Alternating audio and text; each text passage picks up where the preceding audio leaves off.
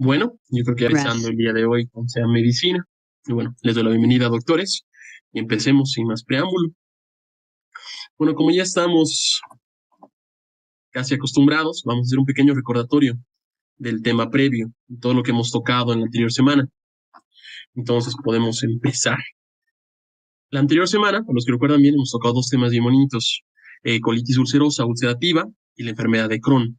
Entonces, con un pequeño recordatorio, haremos colitis ulcerativa. Primero, entonces, ¿qué es la colitis ulcerativa? Es esa enfermedad inflamatoria crónica que va a afectar sobre todo al colon y el recto.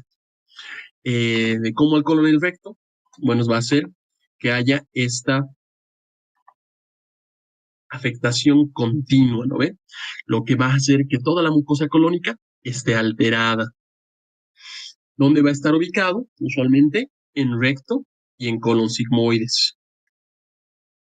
Perdón, en colon y en recto, ¿verdad?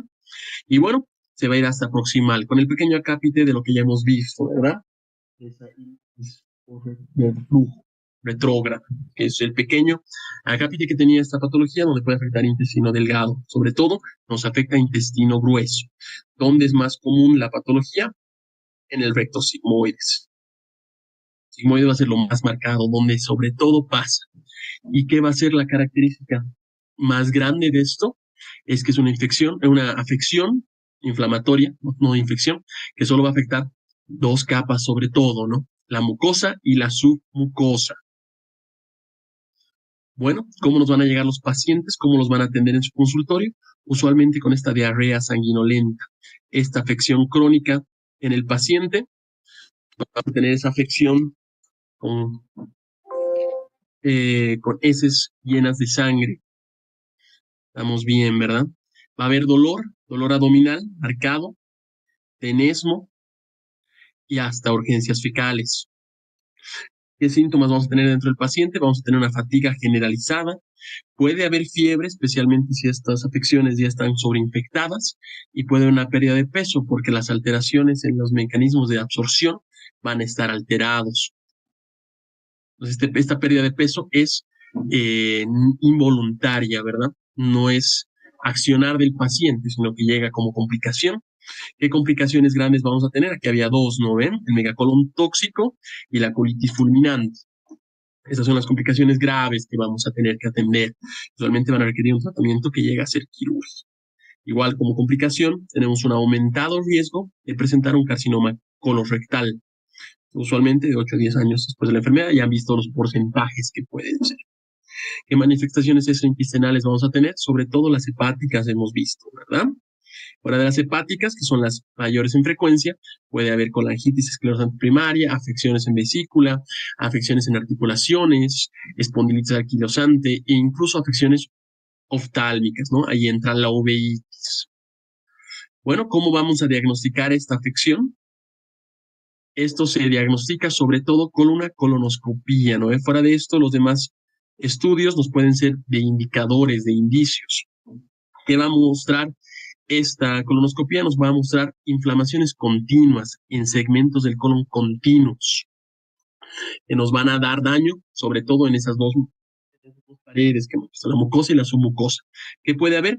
Puede haber ulceraciones, pérdida del patrón vascular, que es una de las primeras cosas que vamos a ver en la colonoscopia o en los estudios endoscópicos, edema, que va a ser por lo que se genera este patrón vascular, esa pérdida de patrón vascular, y unas imágenes de pseudopólipos, ¿verdad? Perfecto. Podemos sacar biopsias en lo que vamos a ver esa inflamación que está sobre todo limitada en la mucosa y en la submucosa. Continuando esto, podemos ver que hay alteraciones en los marcadores serológicos. Ya hemos visto los PANCA y los CEANCA, ¿no ven? Bueno, en la colitis ulcerativa o ulcerosa, el que está afectado es la de neutrófilos. El cuerpo antineutrófilos, ¿ven? O sea que ese va a ser el principal que vamos a tener que atender. Bueno, ¿cómo va a ser el tratamiento? El tratamiento es muy similar en ambos casos, ¿verdad? En la parte médica se puede ver a ambos. Entonces, ¿qué vamos a tener? Una afectación, primero una solución con los 5 ASAs. Hemos visto los dos tipos, uno de los cuales son las mesalaminas, que va a ser nuestra primera línea. Esto va a generar una posible remisión en casos leves moderados. Corticoides, que ya sean vía oral o vía endovenosa, y hemos visto que en casos severos se utilizan sobre todo vía endovenosa. Inmunomoduladores, la citoprina, aquí también puede entrar el metotrexate, la ciclocosparina, que estos nos van a generar daño en pacientes un poquito más complicados, que tienen mayor daño y que han remitido, que no han podido remitir a otro tipo de tratamientos primarios. Luego, tratamientos biológicos, que estos nos van a generar en pacientes que son moderados a severos y refractarios, igual que tratamientos no han funcionado. Aquí ya tenemos los amavir, inflimabid, esos que nos pueden generar mayor ayuda en estos casos donde no se puede controlar con otros tratamientos. Y hemos visto que en un caso final tenemos la cirugía, que es la colectomía total con ileostomía distal, ¿no? La ileostomía terminal, que nos va a ayudar en esto. En estos casos de la colitis ulcerativa sí puede ser curativa. Vamos a hablar de enfermedad de Crohn, pero los demás no. El tratamiento, con la parte médica, la parte clínica, solo va a realizar un control de los síntomas y un control de las exacerbaciones. En cambio, la cirugía ya nos es curativa. Continuando con esto, vamos a ver la otra enfermedad, su enfermedad hermana, ¿no? La enfermedad de Crohn es una enfermedad inflamatoria de misma forma que nos puede afectar cualquier parte del tracto intestinal. Cualquier segmento puede estar afectado, desde la boca hasta el ano. Y otra cosa muy importante es esta afección transmural en todas las capas del intestino, que más nos va a ver ese segmento adoquinado, eso que está segmentado, que va a ser alterado, que va a haber un segmento que está sano y un segmento que está dañado, un segmento que está sano y un segmento que está dañado. Eso quiere decir que es discontinuo. ¿O ven? ¿Dónde está afectado sobre todo? Lo vamos a ver en colon ascendente usualmente, en ciego y en ilion terminal, donde es más frecuente. Bueno, y hemos visto esas lesiones de saltado o ese adoquinado, que es intercalado, que es lo que más nos va a ser patognomónico de esta enfermedad. ¿Cómo lo vamos a ver? Igual lo vamos a ver con diarreas clónicas, con dolores abdominales, pérdidas de peso, fiebre, síntomas relacionados. Puede tener afecciones perianales, que hoy día vamos a poder hablar un poquito más, que aquí vamos a estar hablando de las fístulas, los abscesos o las fisuras. Estas fisuras que hemos visto, que son fisuras laterales, ¿no ven? A diferencia de lo normal, son esas fisuras anteriores o posteriores, dependiendo con qué estamos afectando, que eso vamos a ver hoy día. Con la pregunta. ¿Qué más? ¿Cómo se puede complicar?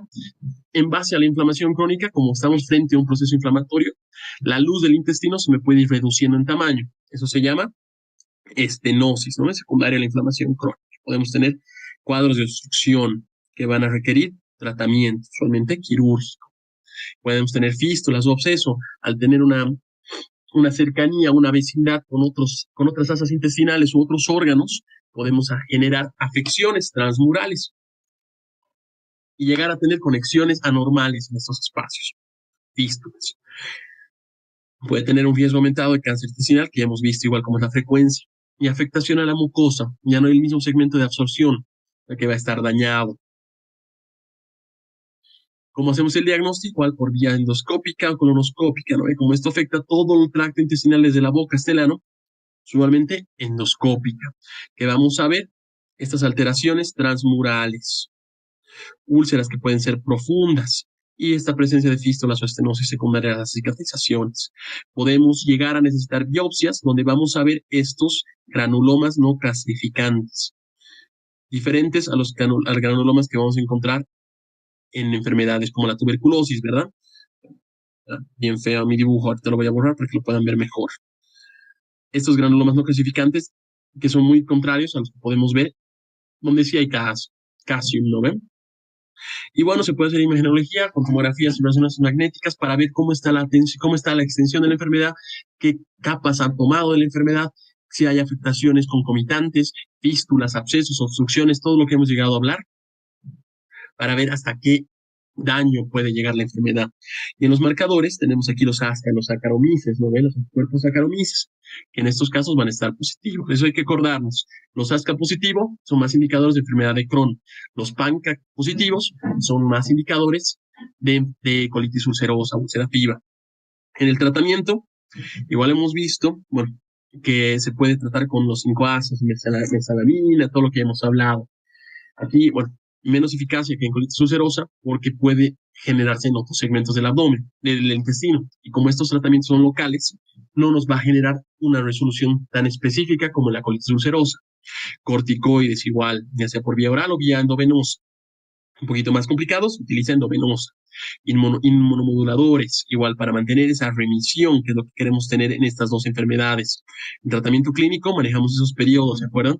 Periodos inactivos y periodos activos, quiescentes y de actividad en la enfermedad. O sea que intentamos mantener esos periodos de remisión. Y biológicos, ya el infliximab, lo que estábamos hablando, para afecciones refractarias. Y las cirugías cuando están en procesos de complicaciones, todos los que ya hemos hablado. Aquí sí hay que recordar que no llega a ser curativa, llega a limitar la afección, porque esta afección puede volver a pasar, puede volver a haber otra, otra exacerbación en otro segmento intestinal, incluso si lo habíamos resecado, otro previo. Bueno, habiendo tenido ese pequeño recordatorio de 10 minutitos, ahora sí podemos hablar del tema que nos ocurre hoy en día. Enfermedades anorrectales. Bueno, la primera enfermedad anorrectal que vamos a ver son la enfermedad hemorroidal.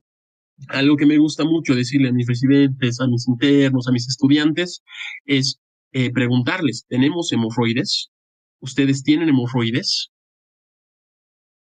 A ver si alguien puede responder. Sí, doctor. Sí. Exacto. Todos tenemos hemorroides. Sí, sí tenemos. A todos los que dicen no, todos tenemos hemorroides. Todos. La afección, la enfermedad hemorroidal, es cuando estos se llegan a inflamar. Y ahí es donde ya tenemos que hacer algo, atenderlo de alguna forma. Bueno, empecemos un caso clínico, que al final me va a gustar mucho que me puedan decir qué le harían, no tanto el diagnóstico, porque ya les van a dar el diagnóstico, pero sino cuál hubiera sido su tratamiento. Bueno, tenemos un paciente masculino de 62 años de edad, con antecedentes de hipertensión arterial, es obeso, grado 2 según la OMS, y tiene diabetes mellitus tipo 2, la cual está controlada. Acude a consulta por dolor en región anal, sangrado rectal, 3 semanas de evolución. En las últimas 3 semanas ha tenido esas manchadas. Refiere que dicho dolor está constante y se exacerba con la defecación, además que se acompaña con prurito, escozor anal. El paciente también menciona haber notado pequeñas cantidades de sangre roja brillante en papel higiénico y en la superficie de las heces.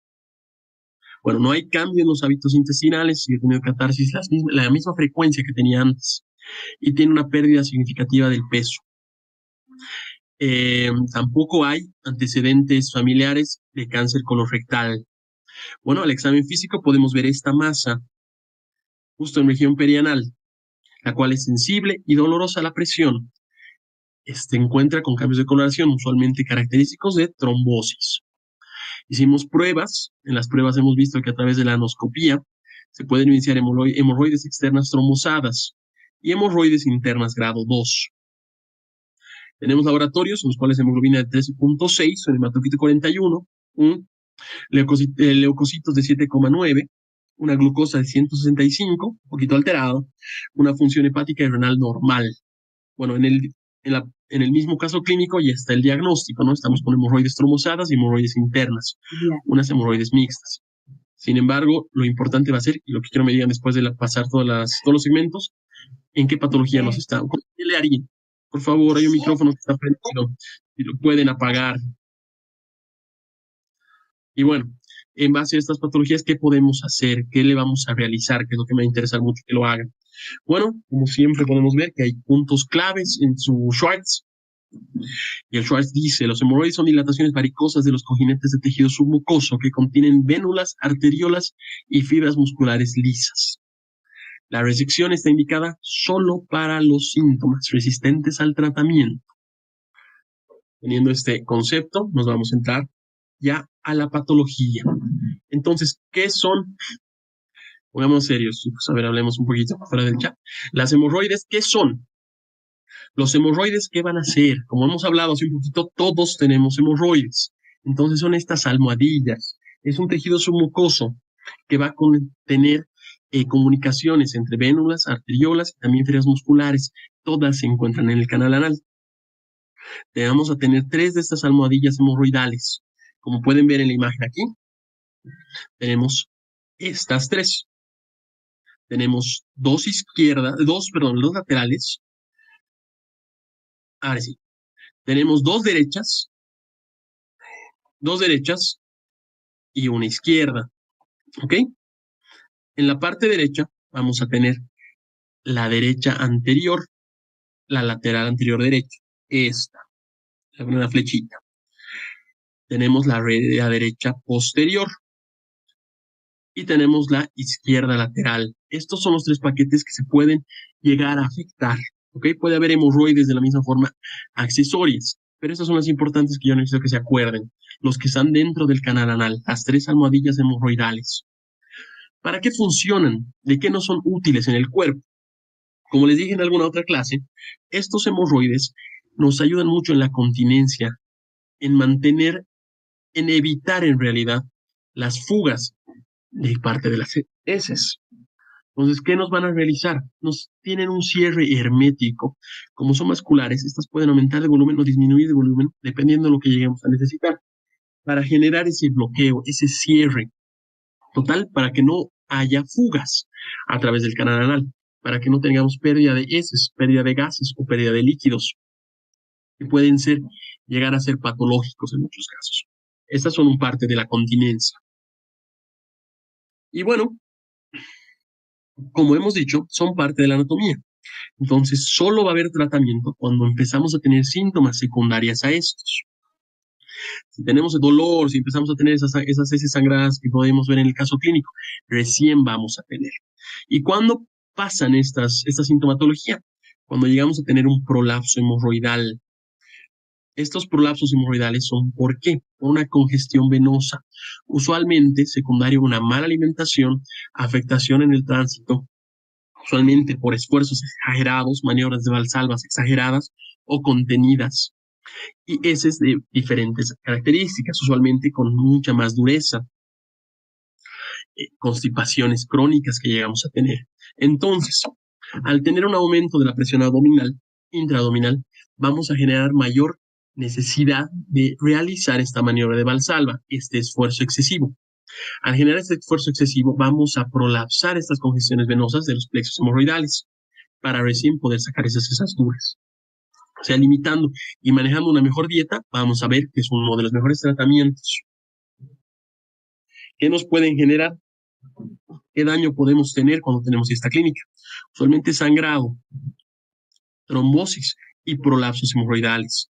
Los sangrados ya han visto, como son paquetes vasculares, pueden llegar a haber microperforaciones o incluso macroperforaciones que pueden llegar a teñir las heces de sangre o fomites, en este caso papel higiénico, que es lo más común. Trombosis, como aumentamos la presión intraabdominal, también vamos a aumentar la presión intraluminal y esto puede generar trombos dentro de esos vasos. Esos trombos pueden generar una obstrucción justo donde hay la conexión de estas vénulas con estas arteriolas y genera una trombosis hemorroidal, que también vamos a ver. Otra afectación, cuando generamos demasiada valsalva y ya empieza a expulsarse los hemorroides, empiezan a salir, a tener un movimiento deslizante por el canal anal. Ahora, hay dos tipos de hemorroides grandes, las hemorroides externas y las hemorroides internas. Como ven aquí, la diferencia grande es que unas ya están afuera, cubiertas por anodermo, separadas de la línea dentada. ¿Okay? Y las hemorroides internas, que vamos a ver con más detenimiento en la siguiente diapositiva, están internas en el canal anal, que van a deslizar usualmente con un inicio proximal a la línea dentada y puede llegar a salirse del ano. Bueno, las hemorroides externas, como ya han visto, empiezan en la parte distal de la línea dentada. Van a estar cubiertas por el anodermo que les mencionaba. Al estar cubiertas por el anodermo, este segmento es muy, muy sensible, va a estar bien inervado por todas las raíces que tenemos en la parte de la piel. Entonces van a llegar a ser muy dolorosas. Ese va a ser el síntoma principal de las hemorroides externas. ¿Ok? Y bueno, cuando llegan a trombosarse, por este mismo motivo, no deberían ser ligadas o extirpadas sin tener una anestesia adecuada, por la sensación dolorosa. Incluso podemos llegar a generar un reflejo vasovagal, si es que llega a ser demasiado el dolor. Ahora, una vez que tiene remisión el cuadro, llegamos a presentar estos apéndices cutáneos. Es la formación del anodermo que ha contenido el hemorroide. Y una vez que el hemorroide ha remitido, se mantiene el apéndice cutáneo, se mantiene el anodermo. Entonces esta piel va a ser redundante, fibrótica, residuo de esas hemorroides que hemos tenido. ¿Ok? Estos apéndices cutáneos usualmente generan prurito de la misma forma y tienen una mayor superficie dentro de un segmento que tenemos que tener limpio y lo más hermético posible, o sea que nos dificulta mucho la limpieza. Es otro pliegue más y para algunos pacientes genera dificultad y genera otros concomitantes al no poder realizar una limpieza adecuada. ¿Cuál va a ser el tratamiento para estas hemorroides externas? Bueno, va a depender mucho de cómo está la sintomatología y se basa sobre todo en eso. Si son muy grandes, se puede resecar, pero usualmente está indicado solo para el alivio sintomático, para que libere ese prurito, libere ese dolor que nos suele generar. ¿Ok? Y ahora vámonos a la otra, las hemorroides internas, las más comunes, las que sobre todo se conocen. Estas hemorroides están proximales a la línea dentada y pueden estar recubiertas por mucosa anorrectal, diferente al anodermo. Esto va a generar que no tengan tanta sensibilidad como las otras. ¿Ok? Estas hemorroides internas tienen la principal sintomatología de sangrado y prolapso. Aquí, con las hemorroides internas, empiezan a manchan la ropa interior, manchan el papel higiénico, manchan las camas, todo lo que esté con fomites cercanos al ano. Y empiezan a tener esa sensación de masa, una masa que le van a decir, doctor, en las noches o cuando empiezo a tener catarsis, sale una bolita y bueno, se vuelve a entrar. O sale una bolita y tengo que meterla con mi mano. Eso es lo que empieza a salir. Y bueno, estas, como ven, rara vez tienen sensibilidad, rara vez llegan a ser dolorosas y es mucho menos frecuente que empiecen a generar trombosis y necrosis por el tamaño que usualmente llegan a tener, a diferencia de las externas, ¿ok? Aquí sí tenemos una clasificación muy marcada, muy importante, que está bien en las fotitos.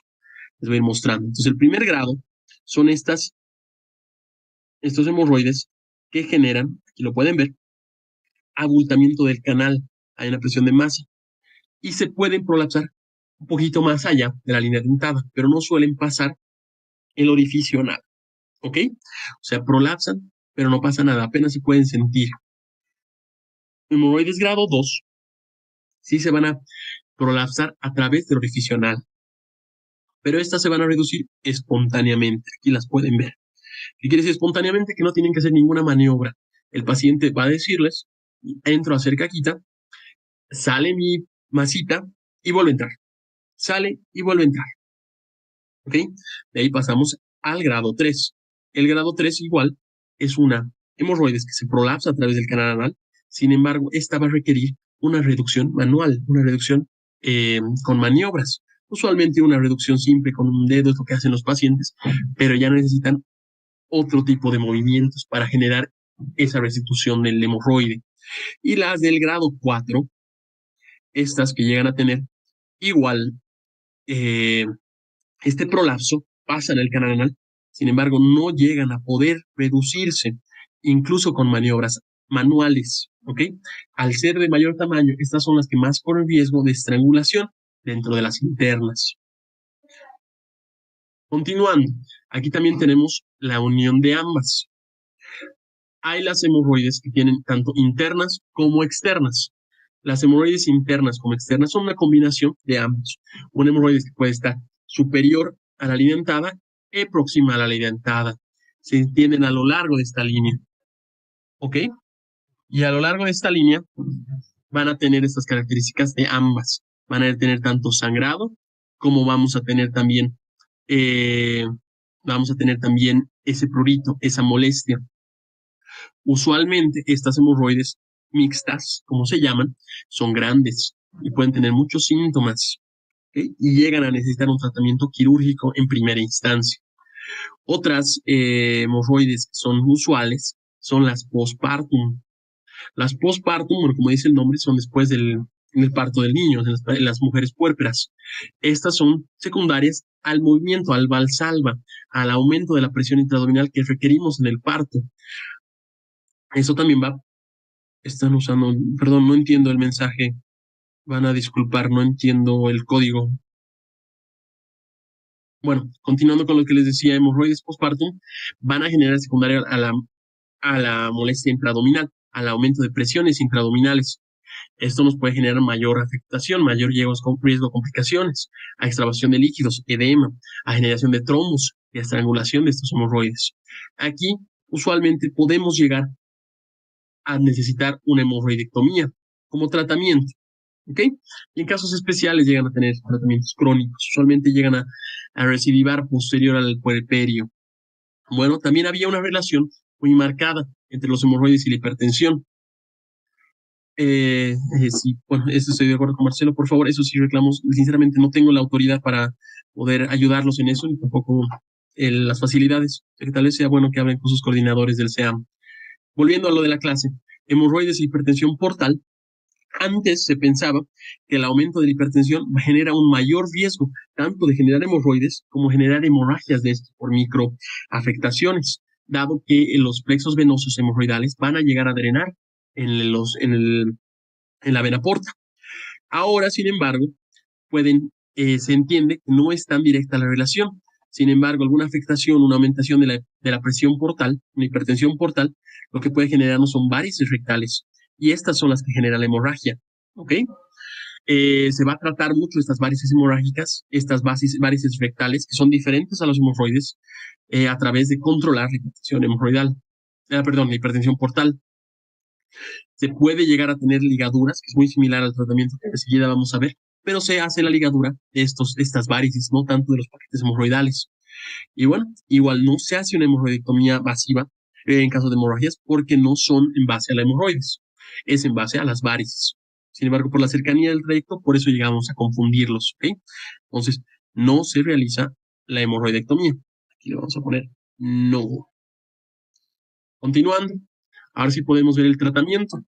Como viste, esta patología tiene mucho que ver en base a, al tratamiento en base a higiene dietético, usualmente a la alimentación. Entonces, en base a la clasificación que ya hemos visto, podemos ver cómo va la sintomatología y definirlo en esa clasificación de 1, 2, 3, 4. En casos que sean simples, sin mucha sintomatología, usualmente solo con sangrado, tanto de primer y segundo grado, lo que tenemos que realizar como tratamiento es mejorar el hábito dietético. ¿Qué es esto? Mejorar la funcionalidad y cómo están presentes las heces. Evitar esas heces duras que nos pueden generar mayor necesidad de valsalva, de presión intraabdominal. ¿Cómo realizamos esto? Con mayor fibra de la dieta, limitando los hidratos de carbono. ¿Fibra de qué nos va a servir?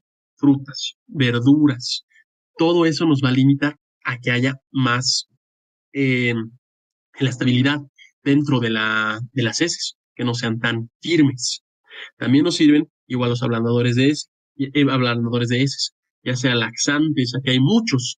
Pueden tocar el aceite mineral, el Ciruelax, los laxantes que también manejamos, nos pueden ayudar mucho a que esas heces no sean tan firmes, tan duras, a aumentar la ingesta de líquidos, evitar las tensiones para no aumentar esa presión intraabdominal que podemos tener.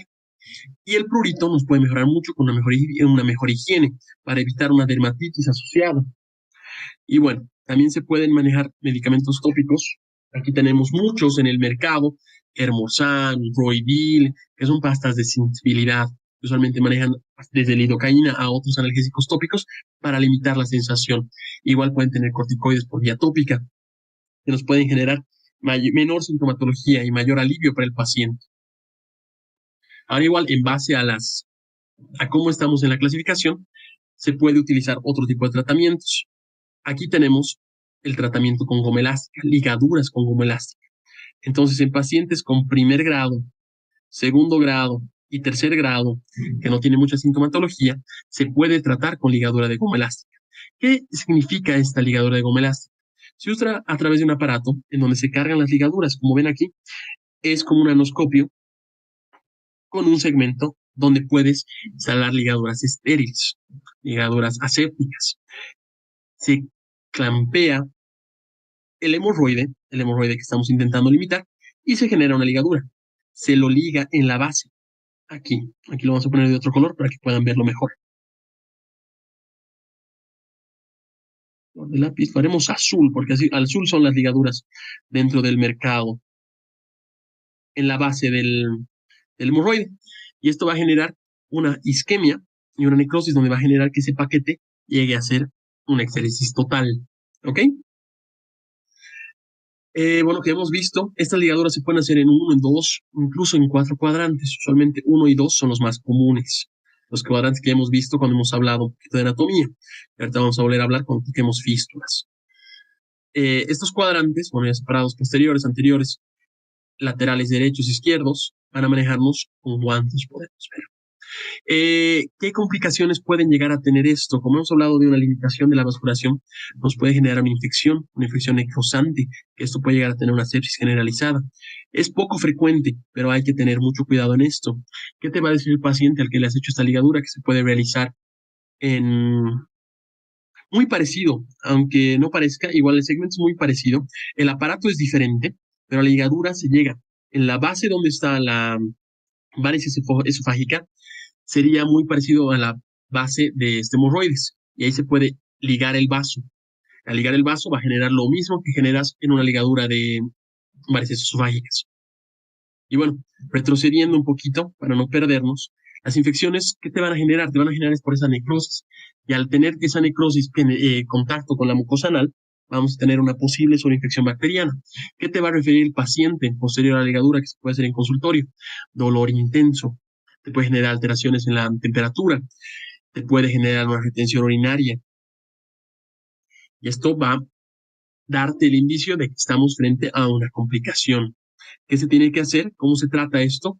Celoanestesia, puede ser conductiva o general, y se tiene que hacer una endoscopia generalizada y liberar todo ese segmento necrótico y drenar posibles abscesos que se hayan formado. Esos abscesos pueden estar igual tratados con antibióticos a largo plazo posteriores. ¿Ok? Igual podemos tener la afección de sangrados. Al generar afección en la vascularidad, esta vascularidad puede estar generando microperforaciones, que nos puede dar sangrado, usualmente de 7 a 10 días. Este llega a ser autolimitado por la misma banda de goma elástica que tenemos. Ahí ligamos todo. Si persiste posterior a los 10 días, igual hay que hacer una endoscopía bajo anestesia y ligar mediante sutura, incluso una hemorrectomía total. ¿Ok? Bueno, otra afección muy común y que hay que ver en estos casos es la retención urinaria. Aquí puede ser porque hay una afección en el esfínter y esto va a generar una alteración neurológica y esto es usualmente en el 1% de los pacientes. O sea que hay que estar muy atentos en el primer día postoperatorio usualmente, así nuestro paciente hace o no genera diuresis. ¿Ok? Bueno, ¿qué otros tratamientos podemos tener? La fotocoagulación infrarroja. Estos aparecen de otros aparatos donde se utiliza asas de luz, realmente infrarroja en estos casos. ¿Dónde nos van a ser útiles estos tratamientos? En hemorroides de primer y segundo grado, pero hemorroides que no son muy grandes, usualmente menores a 2 centímetros. ¿Okay? Se utiliza a través de un instrumento de misma forma y va a coagular a través de la luz infrarroja, una fotocoagulación, justo el vértice del hemorroide y va a liberar toda la afección. ¿Qué se puede utilizar esto? Se puede hacer hasta 3 cuadrantes, lo que refiere el Schwartz, en una misma cita en consultorio. Estas patologías no llegan a ser quirúrgicas en estos cuadros. Bueno, lo que sí, por favor, no se puede utilizar cuando estos hemorroides son demasiado grandes, cuando ya son significativos. Usualmente tampoco en grados 3 y 4. ¿Qué otra tratamiento que podemos hacer en consultorio? Otra alternativa en el tratamiento, la escleroterapia. Estos son inyecciones por vía anal de agentes esclerosantes. ¿Qué agentes tenemos usuales? El fenol de aceite de oliva, el morihuato de sodio, la urea de quinina, que este es el más común, por lo menos que utilizamos en mi servicio. Se inyecta pequeñas cantidades para esclerosar todo el hemorroides, toda la vasculatura y a generar una liberación de ese segmento. Se destruye, si me permiten la palabra, ese paquete hemorroidal a través de la vascularidad para que ya no haya mayores molestias. Se genera una estenosis total de todo el segmento. ¿Cuál es el riesgo? Que pueden haber infecciones. Igual, como estamos en un segmento tan contaminado como es el ano, puede haber infecciones marcadas. Y a través de la cicatrización de este tejido que ya no está vivo, puede generar fibrosis, que en el peor de los casos nos puede llegar a estenosis del ano. ¿Okay? ¿Cuándo se utilizan esto? Igual en primero, segundo y tercer grado. Ahora, las hemorroides externas llegan a tener complicaciones. Una de las complicaciones grandes que ya hemos tocado un poquito es la trombosis. ¿Qué quiere decir esta trombosis? Que un trombo, en este caso, llega a trancarse en el cambio de luces dentro de las anastomosis arteriovenosas y este trombo no logra salir. ¿Qué nos va a generar? Dolor intenso. Es uno de los peores dolores que yo personalmente he visto en pacientes que están estables. Es un dolor insoportable que genera igual que haya alteraciones en la postura del paciente, posiciones antiálgidas. Este dolor va a generar igual a una masa. El hemorroides va a estar aumentado de tamaño, edematizado, inflamado en pocas. Ahora, estas masas y este dolor es usualmente palpable de 24 a 72 horas. Después llega a tener una reabsorción del coágulo. ¿Okay? O sea que hasta 3 días nos puede dar este dolor si no tiene tratamiento. ¿Cuál es el tratamiento adecuado? Se hace una exéresis, se hace una excisión del coágulo, se hace una liberación usualmente elíptica. Ahorita les muestro en la imagen cómo deberían hacerse. Vamos a cambiar de color para que puedan verlo mejor. Ahora negro. Se hace una excisión en forma elíptica para generar esa liberación del coágulo. Una vez que salga el trombo, ya se libera la sangre, llega a tener sangrado, pero hay mejor unión y el dolor pasa, porque ya no hay la masa que generaba la obstrucción. ¿Ok? Y bueno, como liberamos el coágulo con una incisión simple, rara vez necesitamos afecciones, otro tipo de tratamientos. Usualmente con eso liberamos de emergencia. ¿Ok? Y bueno, después de las 72 horas ya no necesitamos de excisión usualmente, porque esto empieza a reabsorberse. ¿Qué vamos a necesitar? Baños de asiento. Aquí usamos mucho baños de asientos con agua de manzanillo. Eso libera mucho la sensación dolorosa, igual el edema, y nos genera mejora sintomática. ¿Ok? Y analgésicos por vía oral suelen ser muy útiles, usualmente antiesteroideos, para limitar la inflamación. Bueno, ahora los tratamientos quirúrgicos, usualmente estos están recomendados para hemorroides de tercer grado o de cuarto grado. Hay 3 grandes, por lo menos lo que marca el Schwartz, hay más, pero los 3 más grandes van a ser la hemorrotomía submucosa cerrada. ¿Ok? Esta es la técnica de Parks o de Ferguson. Bueno, hace mucho tiempo atrás, casi por 1950, un poquito más, empezaron a desarrollar cirugías para esto. Y lo primero que quieren hacer es disminución del flujo sanguíneo a través de los plexos hemorroidales. ¿Cómo se realiza esto? Se hace una extirpación de todo el anodermo que está afectado y de la mucosa redundante. ¿Okay? Para mostrarle, así sería. La hemorroidectomía de Parks o de Ferguson, que es la cerrada, se hace una resección del tejido hemorroidal, del paquete que está afectado. Como pueden ver aquí, bueno, esta es la posición que ahorita les voy a comentar, pero se hace una sección de todo el hemorroides, de todo lo que puede estar afectado. Y ahora, ¿en qué consiste lo de cerrado? Se hace una sutura y se cierra la lesión. Esa es la gran diferencia con las otras. ¿Ok? Bueno, se puede hacer en pacientes, como ven en la imagen, de cúbito prono. Usualmente esta posición se llama navaja sevillana. O litotomía, igual como algunas en pacientes ginecológicos se conoce como posición ginecológica. En proctología se llama litotomía, ¿ok? Se puede hacer con anestesia general, regional y local incluso. Yo recomiendo una conductiva por lo menos. Se tiene que hacer una endoscopía adecuada, un espéculo. Aquí también hay válvulas específicas. La de Prats son las más usuales, igual la de Parks sirven mucho. Se coloca en posición y se identifica el hemorroides que estamos intentando excisionar, el hemorroides afectado. Se hace una incisión elíptica, como pueden ver aquí, en las fibras musculares del hemorroides, del esfínter interno, y se hace una ligadura, como pueden ver en la imagen C, de todo el plexo hemorroidal y se extirpa el hemorroides. Una vez que se extirpa el hemorroides, se puede hacer la sutura continua. Esta sutura no necesita ser permanente. Usualmente lo que hacemos es con cádmios para que eso se absorba eventualmente. Como ven en la imagen F, los 3 hemorroides se pueden eliminar en una misma cirugía. Dado que no tenemos la sensación dolorosa, puede llegar a afectar, a sacarse todo. ¿Qué es lo complicado de la hemorroidectomía cerrada? Cerramos la herida. Al cerrar la fibrosis posterior va a ser sobre esta misma línea. Y esto puede generar estenosis anal postquirúrgica. Se puede ir cerrando y puede limitar el orificio de salida de las heces, el orificio anal. Se va a limitar el tamaño. ¿Ok? Bueno, en la hemorroidectomía abierta, también llamada de Milligan-Morgan, Se hace lo mismo que la hemorroidectomía cerrada. Se saca el paquete. Sin embargo, la diferencia grande es que no se hace cierre, no se cierra la brecha, se deja abierta para que esta cure por segunda intención. Ahora, ¿cuál va a ser nuestra afección más común? Sangrados, ¿ok? El sangrado es lo principal que nos puede, sangre, que nos puede afectar en esta situación. ¿Por qué? Porque hemos dejado una herida abierta con electrofulgación y un poco de acápites, pero igual está abierta esta lesión. Bueno, igual otra excisión que se marcaba es la hemorroidectomía de Whitehead. La hemorroidectomía de Whitehead es una excisión circunferencial. Esta se saca en todo el círculo del segmento. Se hace como un redondo en la canal anal y se saca todos los cojines hemorroidales, ¿ok? Junto a la línea dentada. ¿Cuál es? Posterior a esto se puede hacer un descenso mucoso. Se baja la mucosa rectal para conectarlo con la línea dentada que queda, la parte distal de la dentada. ¿Cuál es el riesgo aquí? Que generamos ectropio, lo mismo que en el ojo, ahí esa salida, esa esa protrusión, esa pequeña salida, ese volumen que está hacia afuera y ese tejido que está protruido. Y esto se llama deformidad de Whitehead. O sea que todo este segmento circular va a tener como una línea sobrelevada dentro del ano. Y esta deformidad nos puede generar muchos daños en la obstrucción de heces, tenesmo, limitación de la salida total. Por eso esa deformidad de Whitehead ha sido que ha limitado mucho esta hemorroidectomía y se prefieren las otras previas.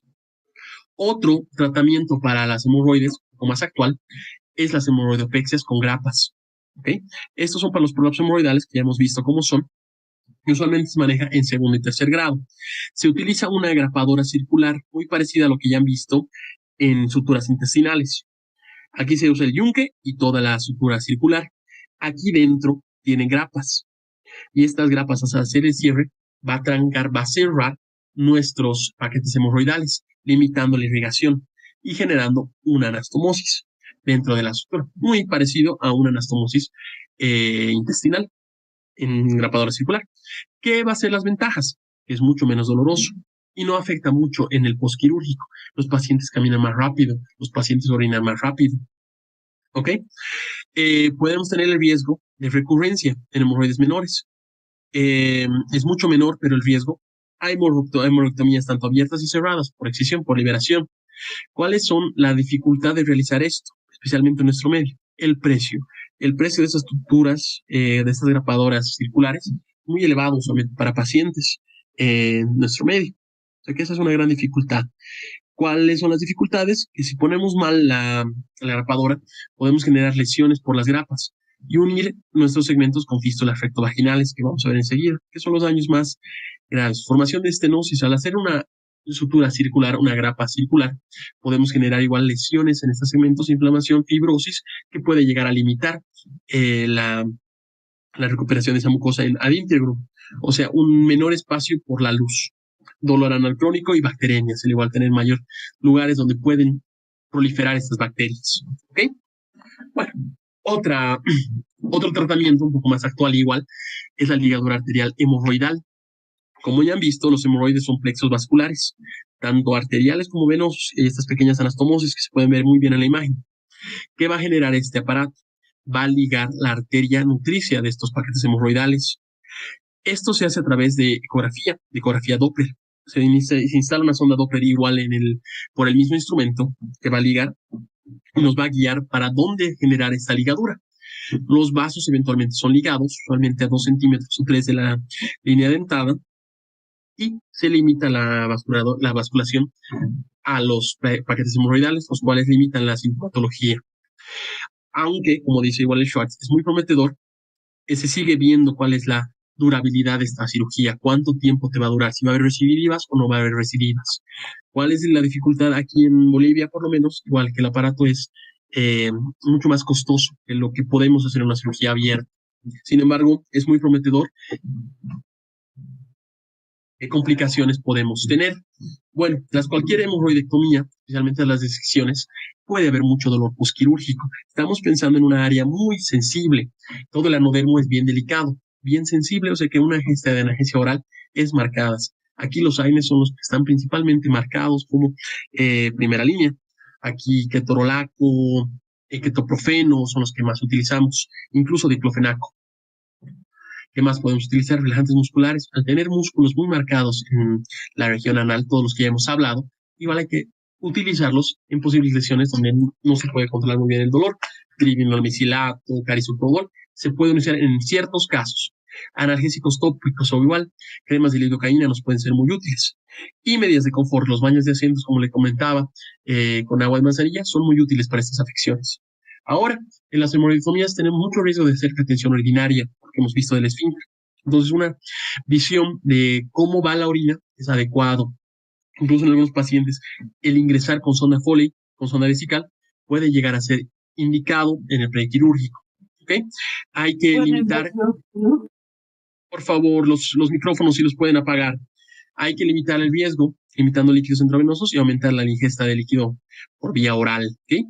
Luego, como ya hemos visto, al generar una disminución en todo caso de la luz anal, podemos llegar a tener impactaciones fecales. Y esto nos va a aumentar el dolor. ¿Okay? O sea que laxantes postquirúrgicos igual no son útiles en estos casos. ¿Qué complicaciones podemos tener? Usualmente la hemorragia. En el postoperatorio inmediato podemos tener sangrados, usualmente en hemorroidectomías abiertas, porque la herida está abierta. En casos extremos, podemos llegar a necesitar un reingreso a quirófano para ligarlos o suturarlos. ¿Ok? Hemos visto que esto puede pasar, el sangrado puede pasar 7 a 10 días hasta que se desprenda toda esa mucosa necrótica que hemos liberado. También puede tener infecciones, aunque no llegan a ser frecuentes. Al tener tanta proliferación bacteriana en ese segmento, podemos llegar a tener una infección dentro de la herida, que puede ser una infección necrotizante y dañar todo el segmento. Ok, también podemos llegar a tener secuelas a largo plazo. ¿Cuál es la incontinencia? Aquí cuando afectamos al esfínter. Idealmente, o generalmente es transitoria, pero si hay una afección mayor al esfínter, podemos llegar a tener una incontinencia continua. La estenosis anal, en casos de que la hemorroidomía sea muy extensa, muy exagerado, la cicatrización puede limitar la luz, como ya hemos hablado. Y el ectropion, la deformidad de Whitehead, puede ser secundaria a esta hemorroidomía, que hemos visto cómo es la lesión. Bueno, esa parte es todo lo de hemorroides. Perdón, hacer preguntitas y podemos solucionar alguna pregunta que igual tengan. Viendo igual la parte de fisuras anales. La fisura anal es una patología muy frecuente dentro de los servicios de proctología. ¿En qué se basa? Mira que no tanto para hemorroides, al hacer la parte vascular, el coito anal en realidad es mucho más factor para lo que estamos viendo ahora, para las fisuras anales. Lo que sí nos afecta del coito anal es que no siempre las vías, en pacientes que tienen interacción pene-ano o con instrumentos, la limpieza de este canal anal no es tan común. O sea que puede generar mayor afectación, mayor dermatitis, que nos puede conllevar a una constipación mayor. Por esos casos yo creo que podría haber alguna relación. Sin embargo, en coitos anales, lo que sobre todo pasa son las fisuras anales, por traumatismos, las fisuras anales anteriores o posteriores, que eso enseguida vamos a ver. Bueno, en la fisura anal es un desgarro del anodermo, que va a ser distal a la línea dentada. Esto pasa usualmente por traumatismos, cuando son agudos, y cuando son crónicos, son secundarios a estreñimiento crónico o a diarreas. Aquí entramos a un círculo vicioso, como lo marca igual el Schwartz. Entonces, la fisiopatología de una fisura anal crónica se basa por el traumatismo de heces duras o diarreas prolongadas que genera dentro del ano. Va a generar desgarros continuos, ya sea por la sobredistensión que genera las heces duras, o la irritación que genera la diarrea, las heces líquidas, la dermatitis de estos segmentos, de estos contenidos. Esto nos va a producir un espasmo del esfínter anal, un espasmo del esfínter anal interno, y ahí es donde generas ese dolor, porque el esfínter anal sigue teniendo contracciones. O sea que todo este segmento, como pueden ver en la imagen, todo este segmento donde está la fisura, sigue contrayéndose. Al seguir contrayéndose la fisura no va a tener tiempo de curarse, no va a tener tiempo de cicatrización, y ahí entramos en el círculo vicioso que marca Schwartz. ¿Qué nos va a producir? Nos va a producir mucho más dolor, aumento de la longitud del desgarro, de la solución de continuidad, y va a haber una mayor afección de la vasculatura de este anodermo. ¿Okay? Entonces, una mala cicatrización de una solución de continuidad generada por un traumatismo crónico, generado estreñimiento crónico o diarreas prolongadas. ¿Ok? La gran mayoría de las fisuras anales van a ocurrir en la línea media posterior, aquí, más o menos. Ahorita en la regla de Gustav van a ver cómo podemos dividir los en cuadrantes. El ano. Y los traumatismos agudos, usualmente traumatismos sexuales, o como ven por fomites, son en la línea anal anterior. Ya hemos visto en la línea anal lateral. Alguien sí podría decirlo en el chat, o si puede decirlo. ¿Se acuerdan cuál es lo que genera la línea anal lateral? Clases previas pudimos verlo. Enfermedad de Crohn, muy bien, Roland, muy bien. Exactamente, la enfermedad de Crohn son laterales. Entonces, estas fisuras van a generar sobre todo en estas dos líneas, ¿ok? Menos del 1% es en esas líneas medias, porque son más de otras enfermedades. ¿Qué sintomatología vamos a tener en los casos de fisura anal? Bueno, los síntomas y hallazgos van a ser sobre todo un dolor desgarrador, un dolor lacerante al hacer con la defecación, hacer cajita. ¿Por qué? Porque se va a seguir abriendo esa lesión. Esa solución de continuidad va a seguir con la abertura. También podemos tener sangrados rojos vivos rutilantes, hematoquesias, igual por el sangrado que sale por la abertura. ¿Okay? Podemos tener esa sensación de espasmo, como que se mueve. Los pacientes llegan a decir que tiembla el ano. ¿Por qué? Por el espasmo que genera al tener esa liberación, esa estimulación del esfínter anal, ¿no ven? Y bueno, esto es muy doloroso, como sospecharán. En estos pacientes usualmente no está indicado generar un tacto anal, un tacto rectal, por el dolor.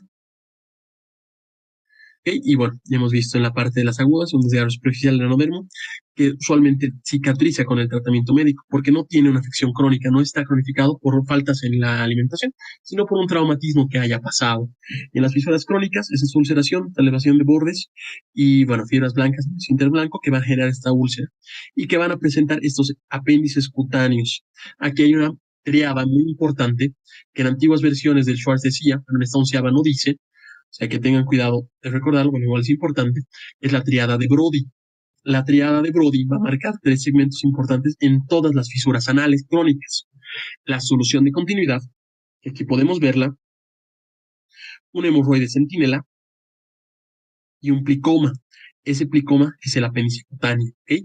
También se puede ver el esfínter hipertenso por esta papila anal hipertrofiada. Entonces hemos visto que es la triada de Brody. ¿Cuál va a ser el tratamiento? Bueno, en este tratamiento hay múltiples primeras líneas. Lo primero, como en cualquier afección que tiene que ver con la alimentación, es ablandar las heces, ya sea por dieta o por otros fármacos. O sea, aumentar fibra a la dieta siempre nos va a ser muy útil. Igual, poner tratamientos tópicos en la región lastimada, jalea de lidocaína sobre todo, es muy útil. Ungüentos con nitroglicerina y glicerina nos pueden ser muy útiles, sin embargo, esto exacerba cefaleas y migrañas. O sea que hay que tener mucho cuidado con estas patologías. A su vez, no podemos usar antagonistas del calcio. La nifedipina oral nos puede ser muy útil para limitar el espasmo que generamos dentro del músculo. O sea, limitar ese espasmo del esfínter interno. Y bueno, en casi la mayoría de las fisuras puede ser útil el tratamiento médico hasta generar la resolución, pero solo se va a cicatrizar en el 50% de las fisuras crónicas. Ahí entramos a tratamientos invasores. El tratamiento invasivo de primera línea es la toxina botulínica. Sin embargo, muy cara en nuestro medio, pero se puede realizar. ¿Qué va a generar esa toxina botulínica? Esta toxina botulínica va a generar una liberación de la acetilcolina en las nervias sinápticas del esfínter, de ese espasmo, va a liberar ese espasmo. Y al no tener espasmo ya no va a haber ese círculo vicioso, ya no va a haber sobredistensión, o sea que la solución de continuidad va a llegar a curar, ¿ok? Y en el tratamiento quirúrgico de la fisura crónica, aquí podemos tener dos tratamientos. Usualmente se hace el tratamiento quirúrgico cuando no resultan los tratamientos médicos. ¿Qué se hace? Se hace una esfinterotomía internalateral, una ELI, ¿ok? Estas ELIs pueden ser de dos formas, bueno, grandes sobre todo, las abiertas y las cerradas. Aquí tienen nombres, ¿no? Eisenhammer y Notaras. Pero bueno, para lo básico, ya que todo lo de los nombres ya está proscrito, los epónimos ya están proscritos, recuérdenselo como ELI interna abierta o L interna cerrada. ¿Y en qué varían? Aquí tenemos las dos técnicas en imágenes. En la visualización del esfínter. La abierta te va a permitir verlo y la cerrada lo vas a hacer a ciegas. Vas a hacer esa liberación del esfínter a ciegas para ver cómo liberas las estructuras. Entonces, aquí tenemos la fisurita. Hacemos una incisión en el músculo esfínter interno en un solo segmento para liberar ese espasmo, para que ya no haya el espasmo generado. Liberamos la fisura, se puede asociar una fisurectomía y se sutura el esfínter lacerado. ¿Ok? Sin embargo, como pueden ver en la imagen D, en la fisura, en la esfinterotomía lateral cerrada, esto se va a hacer a ciegas. O sea que se mete una estructura y por ahí se hace el corte. El riesgo aquí es llevarte el esfínter y generar una incontinencia. Porque eso depende mucho de la facilidad del cirujano y la decisión por cuál hacerlo. ¿Ok? Bueno, una última afección, igual antes de entrar a abscesos, muy común y muy habitual en estos casos, es la enfermedad pilonidal, también conocido a veces como el quiste pilonidal o la infección pilonidal. ¿Y qué va a consistir? Es un seno o un absceso superior a la hendidura interglútea, usualmente en el rombo, este rombo que tenemos en la región suprainterglútea. Aunque aún no está estudiada totalmente la causa, lo que refieren es que a través de esta hendidura, este seno, puede haber un pelo encarnado. Así lo marca el Schwartz, en esas propias palabras. Y al generar este pelo encarnado, puede generar una absorción de bacterias y puede llegar a tener un absceso en este segmento. Puede marcarse con un absceso sacrococcigio, justo donde está la afección. Es muy común que vuelvan a recurrir una vez que hacemos el tratamiento quirúrgico, porque los segmentos sebáceos siguen habiendo en el segmento, se siguen habiendo en esa localización. O sea que podemos sacar uno y eventualmente dentro de 3-6 meses, que son usual, puede volver a pasar y volver a infectarse ese segmento. ¿Cuál es el tratamiento de esto? Como ven aquí, es una resección. Usualmente se hace un deslizamiento y se saca todo el contenido. En este caso, el segmento sebáceo. Se lo saca y se raspa la base. Y para evitar recurrencias comunes, se hace marsupialización de la herida. O sea, se hace como una envoltura de la herida para que no pueda volver a formarse. ¿Ok? Estas enfermedades, aunque son un poco más comunes, no llegan a tener una impacto en la vida posterior. Solamente se resuelve el caso y llega a tener una resolución total de ese segmento, de esa patología, a menos que tengamos una recurrencia. Y bueno, a modo de descanso, para que puedan tener, hay un par de preguntas. O sea que si podemos ir empezando, son preguntas sobre todo de hemorroides y fisuras que vamos viendo. ¿Cuál es el síntoma más característico de la hemorroides externa trombosada?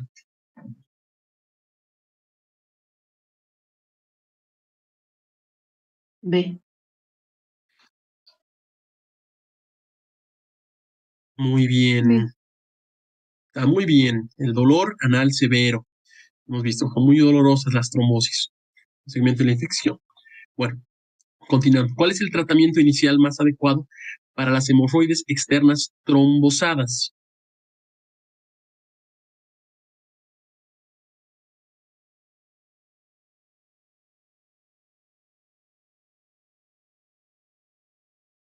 Pues está muy bien, baños de asiento y analgésicos, ¿no? Lo que vemos que queremos hacer es la sintomatología. Si liberamos la sintomatología, perfecto, ahí acaba la patología.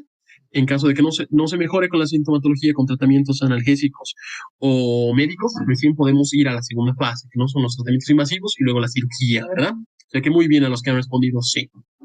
Ahora sí, en base a la clasificación, ¿cuál es el grado de hemorroides interna que se prolapsa, pero que se reduce espontáneamente? Muy bien, B. es B. Eso sí, por favor, recuerden que es muy importante para saber qué tratamiento voy a hacerlo. Ya hemos visto que el 1, 2, 3 se van a un lado. El 3 y el 4 se puede hacer por otra forma. Que está muy bien. Es el B. ¿Cuál es la complicación más común de las hemorroides trombosadas no tratadas adecuadamente? No, el prolapso rectal no. B. El prolapso rectal es otra cosa. La fístula anal tampoco. Ahí decían D. No sé, es una infección. Muy bien, Infección.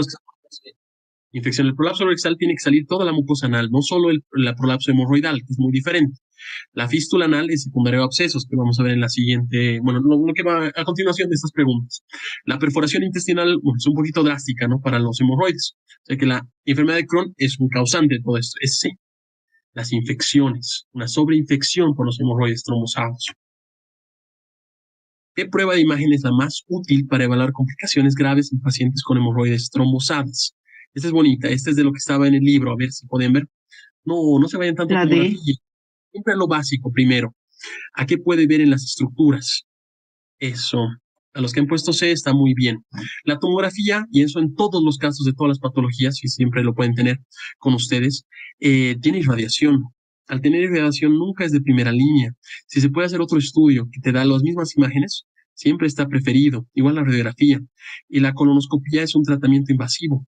O sea que a evitar complicaciones siempre vamos a lo que menos daño nos puede causar. Y en este caso, ecografía endonal. ¿Y cuáles son las complicaciones que podemos tener de hemorroides? Son hemorragias, infecciones. Y eso te puede guiar a ecografía. Bueno, ¿cuál es el objetivo principal del uso de ablandadores de heces en el tratamiento de las hemorroides? Muy bien, David, nos ganaste a todos. Igual, Jessica, Gustavo, Mercedes, Zulma, muy bien. Es prevenir el estreñimiento, ¿no? Que es el principal causante para estos colapsos, estas molestias. ¿Cuál es la indicación principal para la ligadura con banda elástica en hemorroides internas? La C. Muy bien a todos los que están diciendo C. Son hemorroides internas de grado 1, 2, 3, usualmente pequeñas, ¿verdad? Bueno, ¿cuál es el factor de riesgo más común para el desarrollo de hemorroides? La B. No, alta en fibra, más bien es todo lo contrario, la B. Sí. Es lo que queremos. La C, el sedentarismo, ¿no ven? Usualmente en pacientes que están mucho tiempo sentados, oficinistas, genera mucho la presencia de hemorroides. Tenemos muchos pacientes que son conductores, que tienen hemorroides. O sea, siempre acuérdense que mientras más presión en la región anal, va a generar más daño. ¿Cuál es el tratamiento quirúrgico más común para las hemorroides internas de grado 4? 4. Inciso C. Hemorroidectomía. Muy bien, la hemorroidectomía está marcada en las más complicaditas, ¿no? 3 y 4. ¿Con qué medidas preventivas puede ayudar a reducir la recurrencia de hemorroides? C. Sea, todos los que están diciendo está muy bien, no hay que aumentar, hay que ablandar esas heces. Y la única forma es eso. ¿Cuál de las siguientes afirmaciones describe correctamente una indicación quirúrgica para una hemorroides externa trombosada?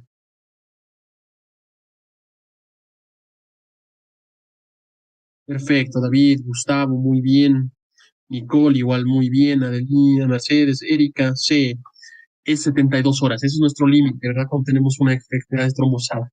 Porque si sigue afectando, si sigue la masa, hay algo más. Porque usualmente se reabsorbe en 72 horas. Hay que hacer la excisión elíptica, usualmente. ¿Qué tipos de hemorroides internas se caracterizan por protruir a través del canal anal y pero reducirse manualmente? Perfecto, las de tercer grado. Bien.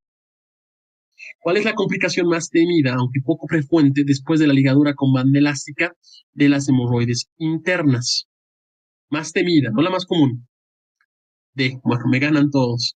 Está muy bien, la infección necrosante, ¿no? Porque si tenemos esa necrosión, esa afección necrosante, podemos llegar a tener otras cirugías en nuestro futuro.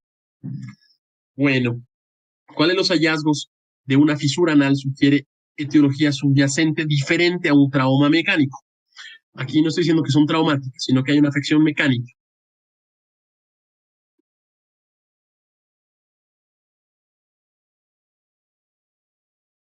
No, no es B, no es B.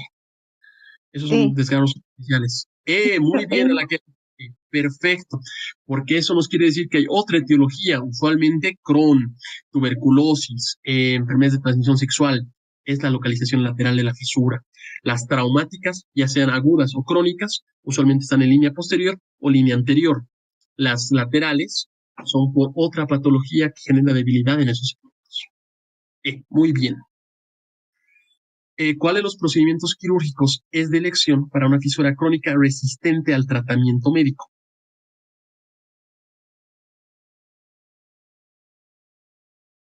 Ah, muy bien, Andrea, Jessica, Adinalí, Gustavo, Mercedes, muy bien, Juan. Muy bien, ya hemos visto que el tratamiento de las fisuras, sobre todo sintomático, o sea que voy a tratar la afección. En caso de que se complique, de que no pueda resolverlo con el tratamiento médico, recién hago una ELI, ¿no? Una ELI ya sea abierta o cerrada, Eisenhammer o Notaras. ¿Cuál es la causa frecuente de retención urinaria postoperatoria después de una hemorroidectomía?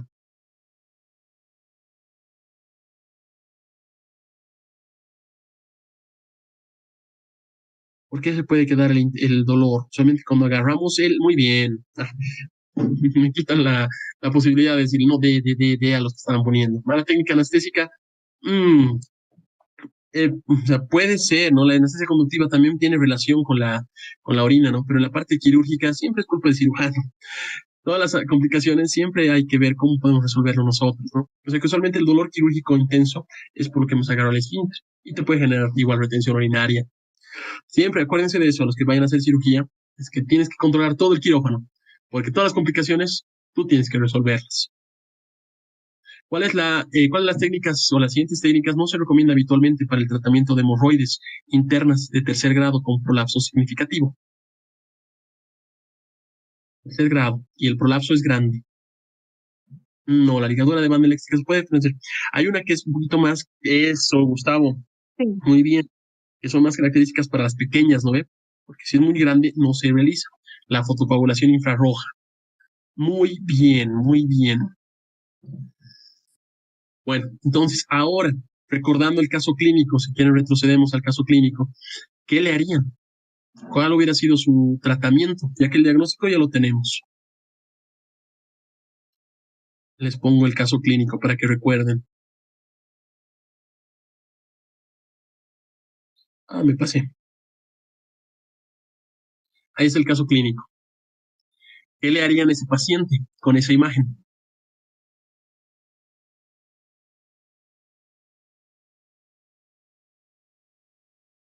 ¿Alguien se anima a dar un posible tratamiento para su caso clínico?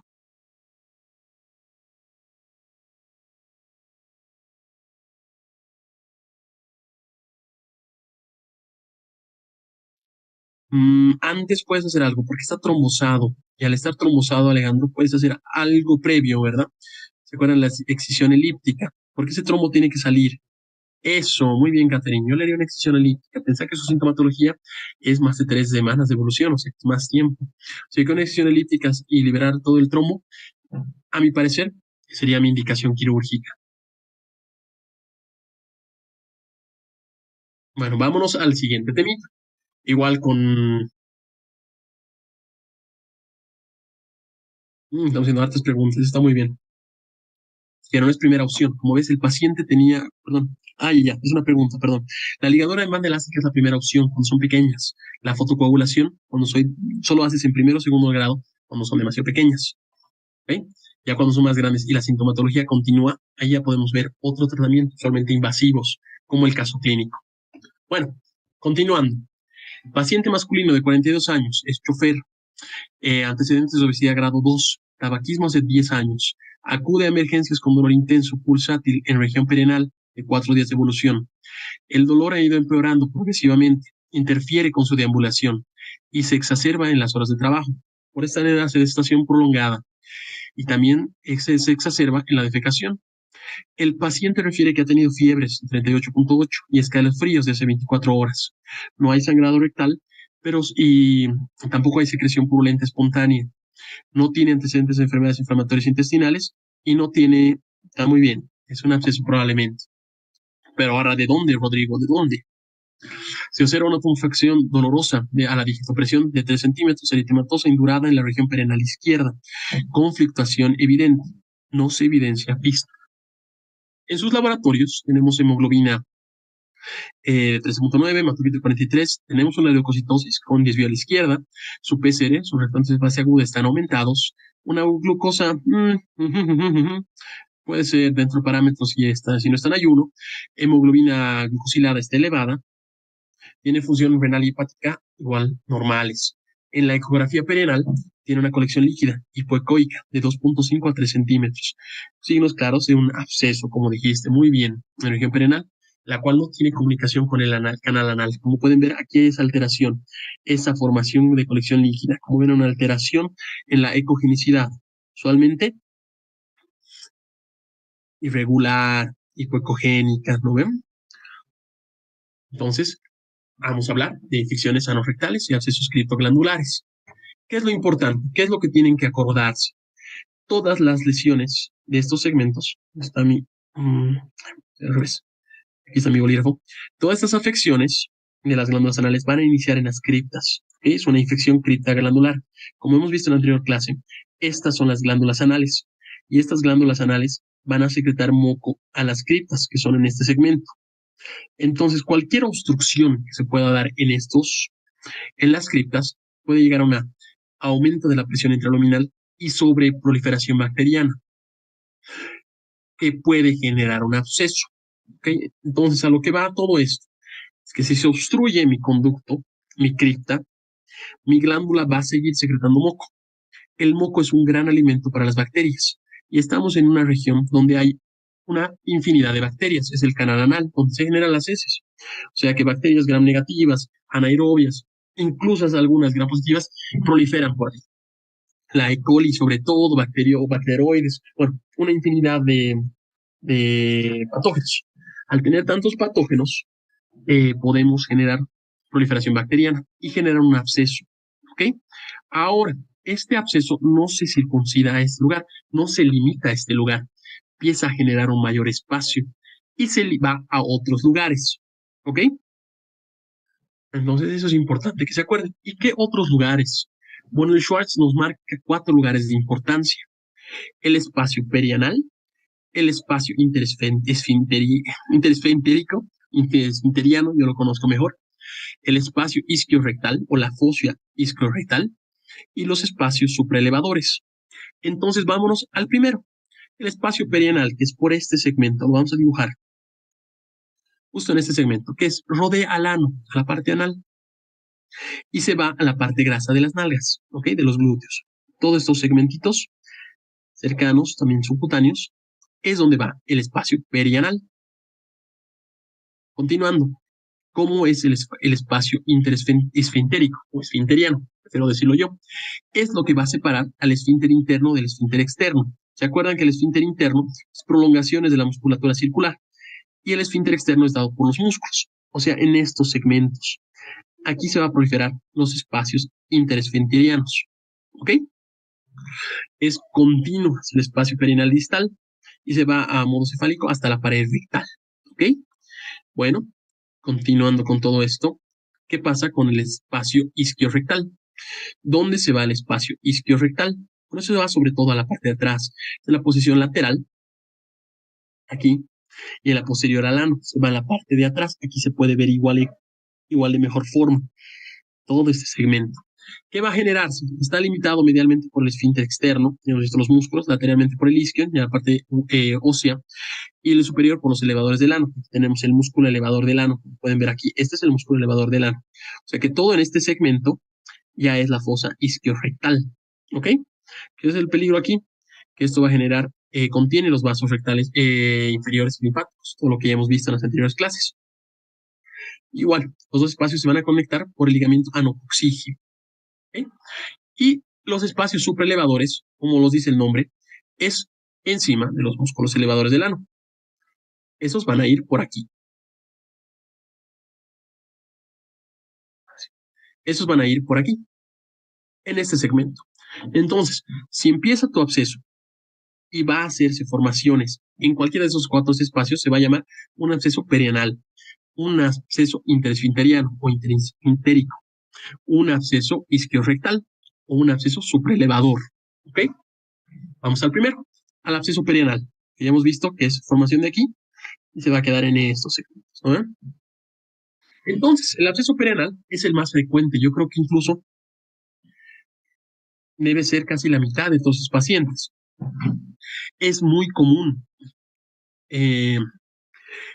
Aparece como una hinchazón dolorosa justo en el borde del ano.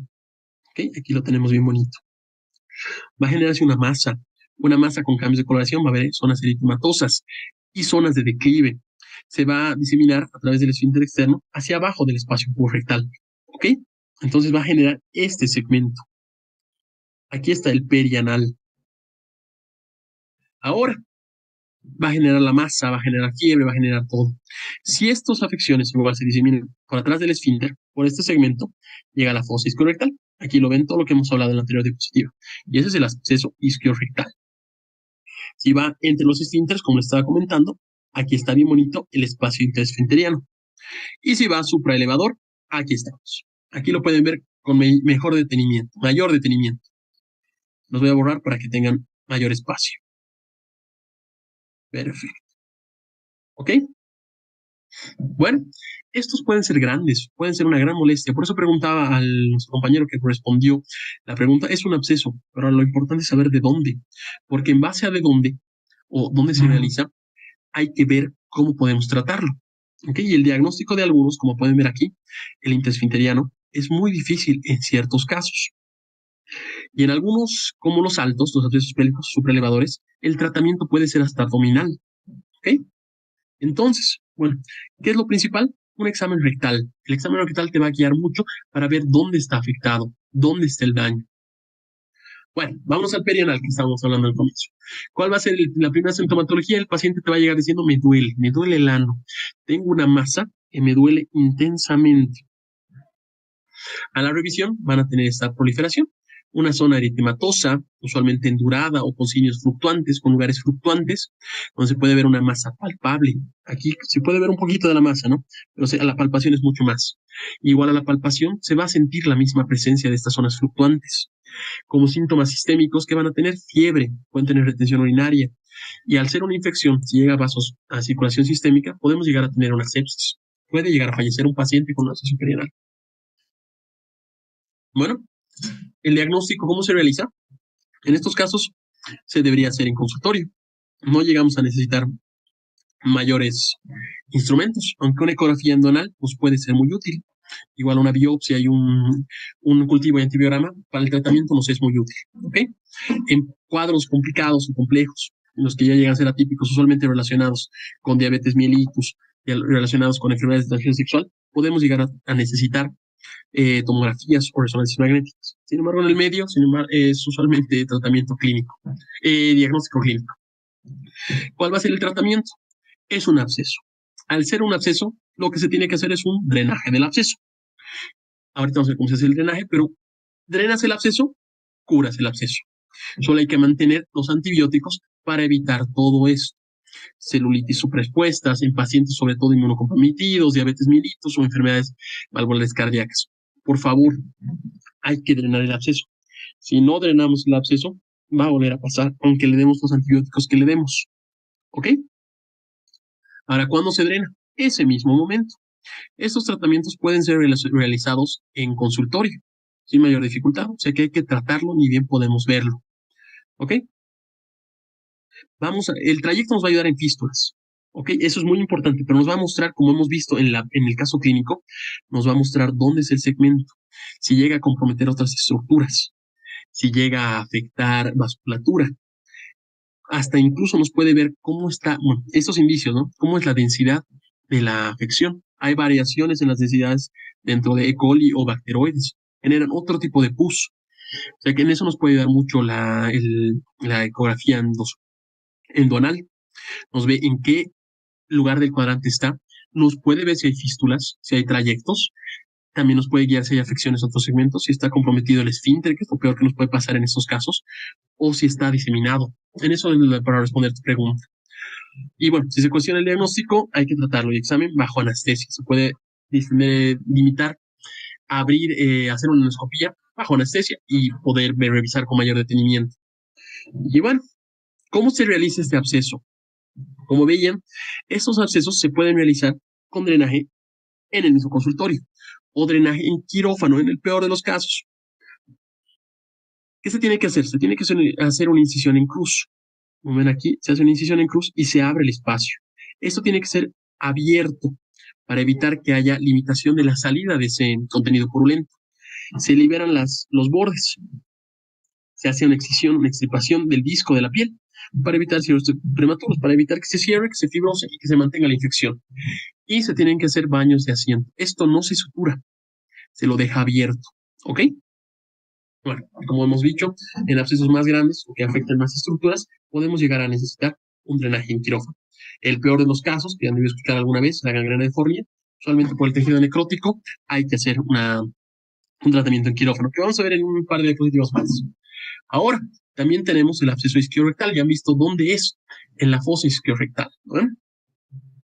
Estos abscesos pueden llegar a afectar ambos lados, formando los abscesos que deben conocer como abscesos en herradura.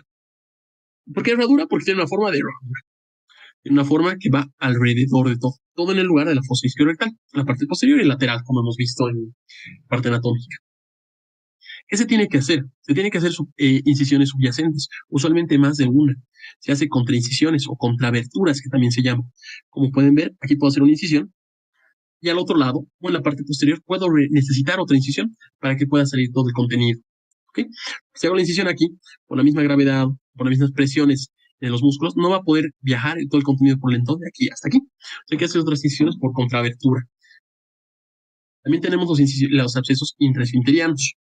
Estos son más difíciles de diagnosticar, porque como han debido ver en la imagen, se van alrededor, a laterales a los músculos, justo paralelos a los músculos. No vamos a tener esa sensación de masa. Va a haber dolor, va a haber fiebre, pero no vamos a poder ver dónde está generándose esa afectación. Aquí nos pueden ser muy útiles las ecografías endorrectales, ¿ok? Generan poca infección, poca hinchazón y pocos signos de infección. Hay una característica, como ven, profundo y hacia arriba. Se va en base a los esfínteres. Ahora, un síntoma claro y bien notorio es que como está tan relacionado a los músculos, que son los esfínteres externos, tiene mucha exacerbación al toser y al estornudar. Cuando tose, cuando le pides que tose, cuando le pides que estornude, le duele. Y eso no pasa en los otros abscesos. O sea que es una guía para saber que estamos frente a un absceso interesfinteriano. El dolor es muy intenso, o sea que a veces el mismo tacto rectal no se puede realizar, ¿ok? Y bueno, al hacer un alto índice de sospecha, usualmente se sugiere hacer un examen con anestesia, una endoscopía o una ecografía endorectal. Y bueno, una vez que tenemos el diagnóstico, usualmente se puede drenar. Y se puede drenar mediante una esfinterotomía interna limitada. ¿Para qué? Para generar ese paso por el esfínter. ¿Okay? Y así hacemos que eso te libere. Como hemos visto, absceso drenado, absceso curado. Para que seguir tratando con antibióticos. Otro raro es el absceso supraelevador. Y aquí quiero que recuerden esa parte donde dice don't y drain. En traducción al inglés quiere decir que no y que se drena, dependiendo cómo van. Es poco frecuente y de la misma forma es difícil porque no tenemos esa sensación de masa. No hay dónde la masa porque eso va. Entonces, como tenemos la cercanía a la cavidad abdominal, puede generarte síntomas abdominales, te puede generar irritación peritoneal, te puede limitar los ruidos hidroabdominales. ¿Ok? Y bueno, en un examen rectal podemos tener una masa. Puede ser muy doloroso y puede estar muy alta, usualmente por el anillo isquiorectal, o sea, en la parte posterior en la canal anal. Y bueno, hay que identificar el origen del absceso. ¿Okay? Hay que saber de dónde sale, porque en base a eso vamos a ver esos don'ts y de esos drains. En base de dónde viene el absceso, se puede drenar por región anterior. Me da un segundito, perdón. 20 segundos.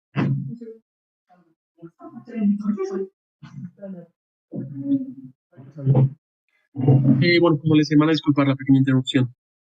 Es poco frecuente y difícil diagnóstico. Debido a su proximidad a cada columna, puede simular esos síntomas abdominales. Y hay que saber dónde drenamos. Al drenarlo arriba, solo se puede drenar arriba si ha empezado arriba, si ha empezado a bajar. ¿Ok? Ahorita lo van a ver cómo es la secundaria a la extensión.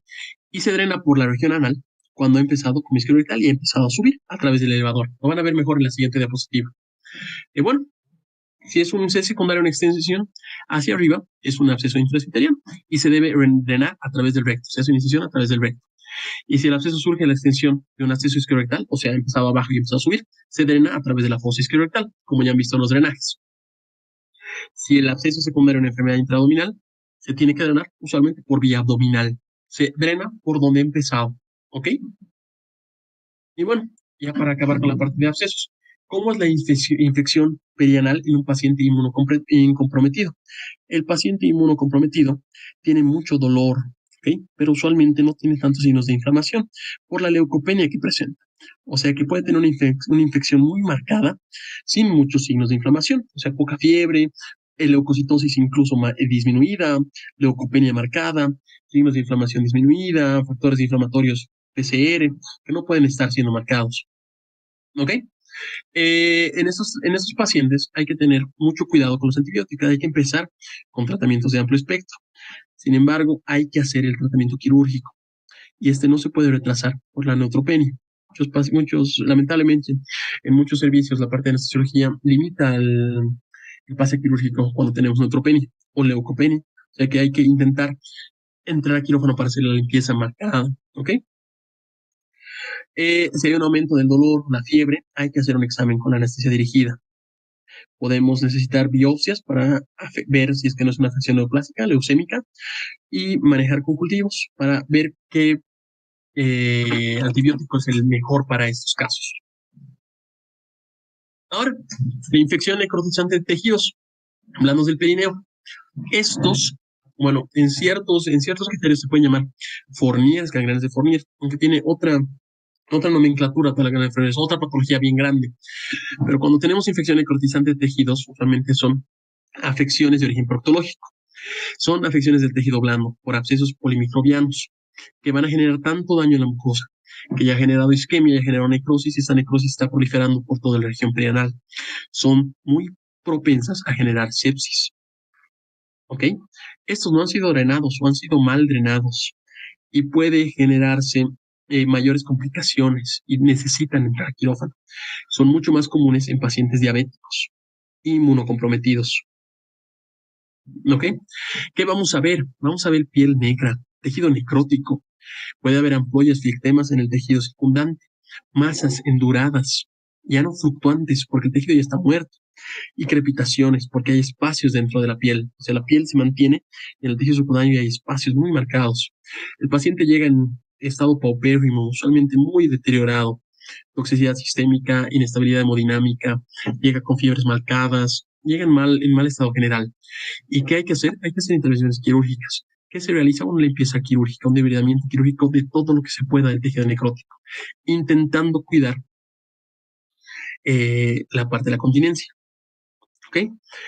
En algunos casos igual se tiene que asociar a una colostomía para evitar contaminación de la herida. No se puede seguir haciendo caquita por el ano porque todo eso va a estar abierto. En esos casos se puede requerir una colostomía derivativa hasta que se pueda cicatrizar y después hacer la anastomosis. Como ven, aquí la mortalidad es muy marcada, es casi el 50% y son pacientes bien complicaditos de manejar. Bueno, usualmente por descuidos o complicaciones en estos pacientes que hemos visto que son inmunocomprometidos o diabéticos.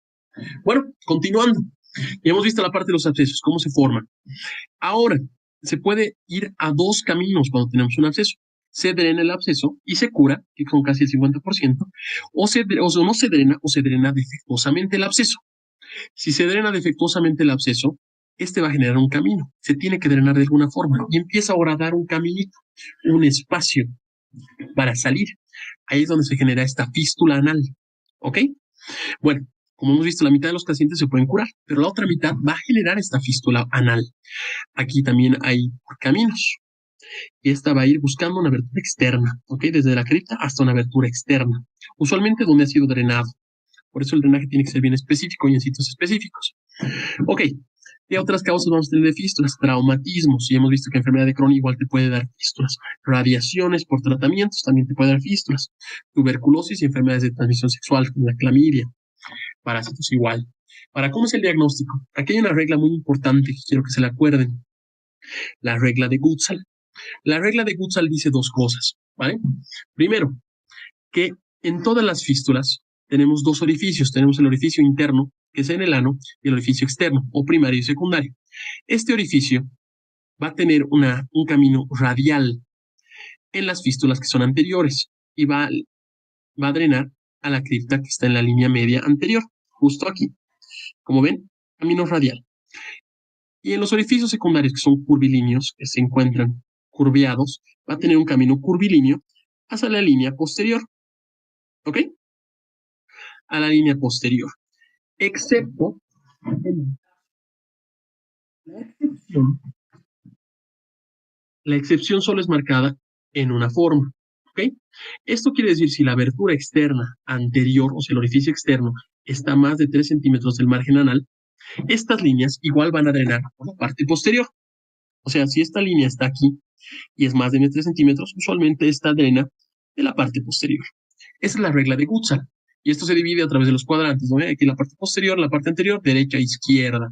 Derecha, ¿sí estoy bien? Y izquierda. ¿Ok? Esto sí, por favor, acuérdense. Ahora, ¿qué nos va a dar? ¿Cómo vamos a ver el diagnóstico? Vamos a tener los dos orificios que hemos visto, uno interno y uno externo. El interno es más difícil de evidenciar porque tenemos que ir al tacto y es con palpación.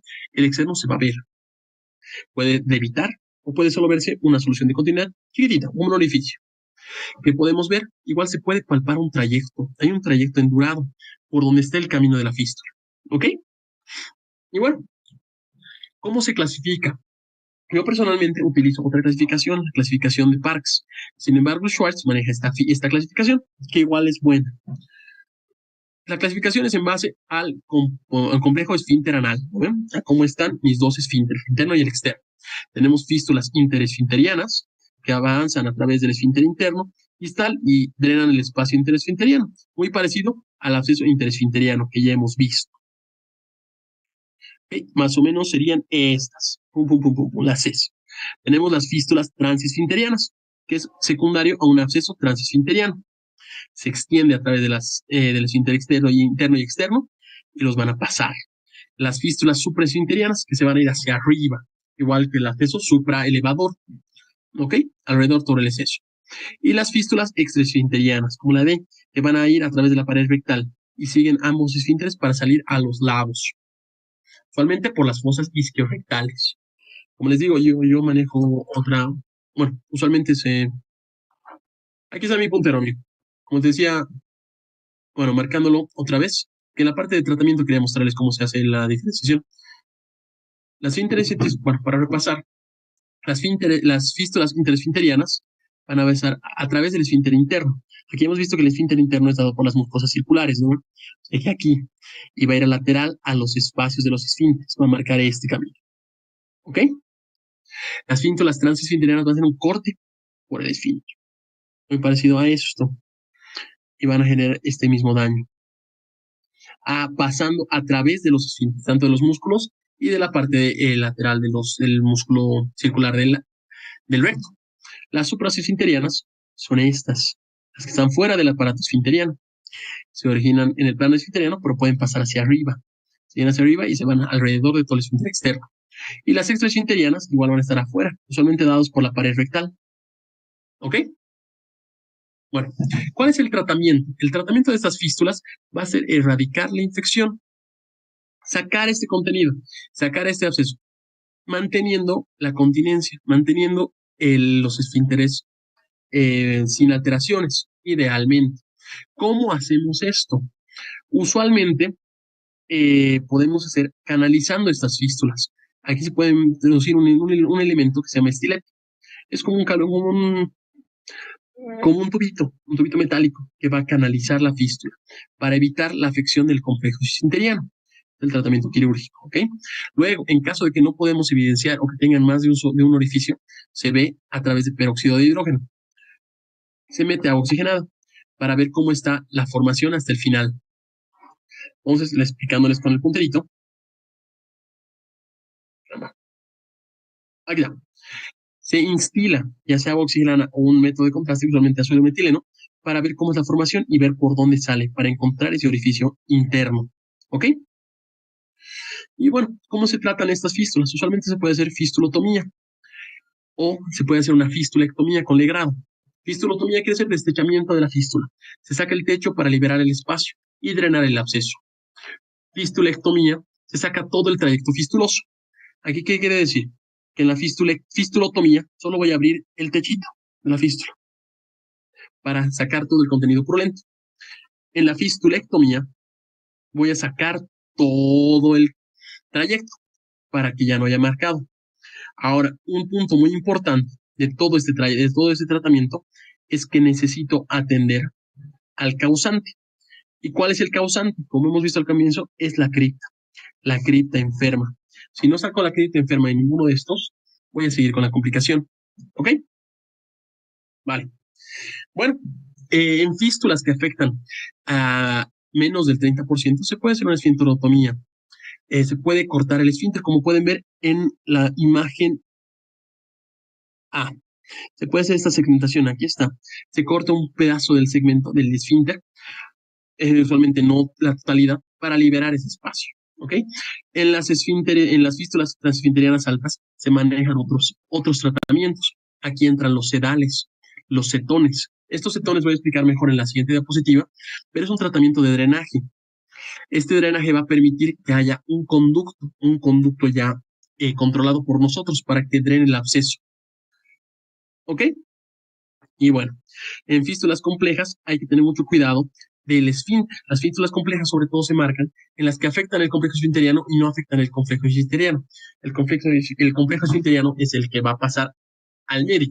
O sea, si estas fístulas llegan a comprometer estos dos músculos, llegan a interrumpir la contracción, tenemos que drenar y hacer una sección por este segmento. Aquí estas secciones tienen que ser controladas. Usualmente se utilizan las técnicas de sedales o cetones, que enseguida les voy a poder explicar. ¿Ok? Y bueno, la falta de cicatrización puede llegar a necesitar una derivación fecal, una posible colostomía, en caso de que no podamos hacer la caquita. ¿No? Y bueno, en fístulas complejas que no cicatrizan, hay que pensar en otro efecto de la enfermedad, usualmente neoplasias, irradiaciones, o la que ya conocemos, la enfermedad de Crohn. Vale, ahora les estaba hablando de los cetones. Los cetones o sedales usualmente son drenajes que se van a colocar por el trayecto fistuloso. Ahora tenemos dos tipos de cetones. Aquí en la imagen pueden ver uno. Se puede hacer con cetones cortantes, usualmente con estructuras un poco más fibrosas. Aquí se utiliza hilo seda sobre todo, o cetones no cortantes. Aquí se usa goma de guante o drenajes de plástico, drenajes laminares. ¿Qué quiere decir esto? Eso se utiliza en pacientes que tienen fístulas complejas, donde hay una afección del esfínter. Al tener una afección de los esfínteres, hay que tener un control, un manejo adecuado de tanto el drenaje del pus como del corte que podemos realizar dentro del esfínter. Aquí se utiliza el drenaje o el cetón cortante. Este consiste en una sutura o una banda que va a tener cortes progresivos. Este cetón se lo deja, pero se lo cierra progresivamente en base a tiempos. Por ejemplo, para que me puedan entender mejor, hago la fistulectomía, coloco mi cetón y este cetón dentro de 2 días voy cerrándolo. Dentro de 2 días más voy cerrándolo para que el primer segmento que estaba cortado cicatrice y pase al siguiente segmento, porque mi cetón ya va a haber avanzado.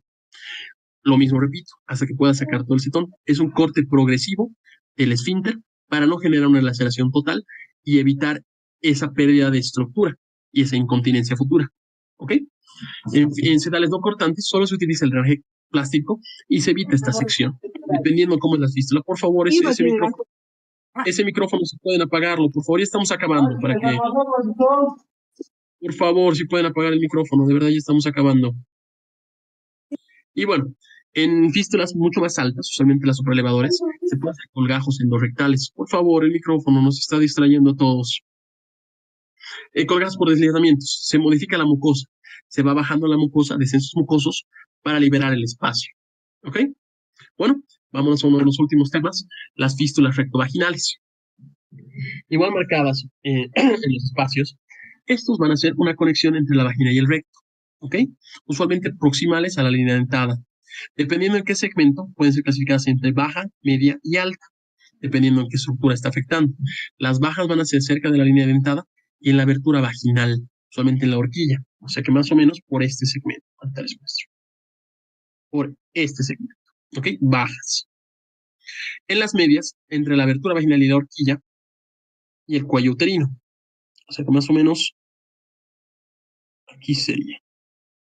Bueno, la estructura también está marcada. Y las altas ya en la túnica vaginal y el cuello uterino. ¿Ok? Ahora, ¿por qué puede pasar esto? Usualmente puede generarse por abscesos que afectan ya al epitelio vaginal, por afectaciones obstétricas, igual nos pueden generar mucho daño en en la parte vaginal, por traumatismos, usualmente sexuales, y a qué nos puede llegar a sensaciones de vaginitis, a sensaciones dolorosas dentro de la vagina. ¿Cómo lo diagnosticamos? El diagnóstico va a ser a través de esa sensación de eliminación de gases por la vagina o eliminación de heces sólidas por la vagina. No va a haber, vamos a perder la incontinencia porque va a haber un conducto, va a poder salir por vía vaginal. Al tener esa contaminación, podemos tener una vaginitis con toda la clínica que conlleva: fiebre, dolor en la vagina, irritación, disuria, dispareuria, y bueno, se tiene que hacer exámenes anoscópicos para ver cómo son, si es que son en caso de fístulas grandes. ¿Ok? Fístulas pequeñas no son muy indicados porque no se va a poder evidenciar. Se puede hacer vaginogramas, que son enemas, a través de la vagina con bario para ver cómo están las formaciones, y a través de placas de rayos X podemos ver dónde es la conexión. ¿Ok? ¿Cuál va a ser el tratamiento? Igual aquí depende mucho del tamaño, la localización y la causa. Estas fístulas, en el 50% de los traumatismos obstétricos, de lesiones obstétricas, se curan espontáneamente. El otro 50% se tiene que tratar. Y bueno, aquí nos vamos a la causa. Si es por un absceso criptoglandular, se tiene que hacer el drenaje, se tiene que curar la cripta para poder resolver todo lo posterior. Si es un tratamiento obstétrico, bueno, ya hay que hacer sutura, laceración y lo que vemos abajo. Se tratan mediante colgajos endorrectales, usualmente por deslizamiento. Se baja la mucosa rectal para cubrir la zona de la conexión de la fístula. Y usualmente se ponen parches por vía abdominal de fascias o de piplón para limitar el contacto entre la mucosa vaginal y la mucosa rectal. ¿Ok? Si el esfínter está lesionado, se puede hacer esfinteroplastías o superposiciones, o se puede llegar a hacer una derivación fecal. Esto es colostomía. ¿Ok? Y bueno, en fístulas rectovaginales usualmente altas, colovaginales o intravaginales, se recomienda una vía transabdominal, por vía abdominal, para tener una mejor visualización de las estructuras, por visión pélvica. Y bueno, ya acabando en la parte de preguntas, porque creo que me he extendido más de los que en las anteriores clases, podemos empezar las preguntas. ¿Cuál es el síntoma característico de un absceso perianal? B. Muy bien, B. Ese dolor pulsátil y severo en la región perianal. Muy bien. ¿Cuál es el tratamiento de elección para un absceso perianal? Sí. Muy bien, drenaje quirúrgico. Hemos visto que todo se arregla con drenaje, ¿no ve? Para los absceso curado, absceso drenado, absceso curado. ¿Cuál es la complicación más común de un absceso perianal no tratado adecuadamente? Más común, A. la fístula perianal. Efectos ahí, Mercedes, muy bien. Andrés, Zulma, Vladimir, muy bien. ¿No ves? 50%, si está mal drenado, se puede llegar a afectar eso. ¿Cuáles de los siguientes factores de riesgo está asociado a un mayor riesgo de desarrollo de abscesos perianales? Muy bien, Diabetes Rodrigo. mellitus. Rolando, Mercedes, Gustavo, muy bien. Es diabetes mellitus. ¿Ve? Inmunosupresión y diabetes mellitus son los más comunes. ¿Qué hallazgo en el examen físico es el más indicativo de un absceso perianal? C. La tumorefacción, ¿no? Esa sensación de segmento endurado, eritematoso, han visto el halo como está, endurado con la fluctuación. Muy bien.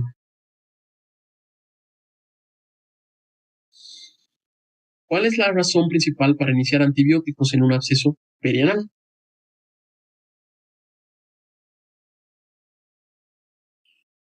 Perfecto, Gustavo, Michelle, Andrés, Vladimir, muy bien, Zulma. Prevenir la progresión de la sepsis, porque no lo va a curar, ¿no? Solo va a limitar que haya mayor afección. ¿Cuál es el manejo del seguimiento? Bueno, ¿cuál es el manejo del seguimiento más adecuado después del drenaje quirúrgico de un absceso perianal? B. Muy bien, muy bien.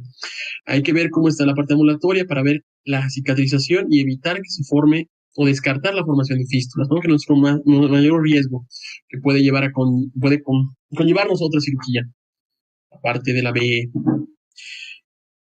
¿Cuál es el hallazgo más común en los pacientes con antecedentes de abscesos perianales recurrentes?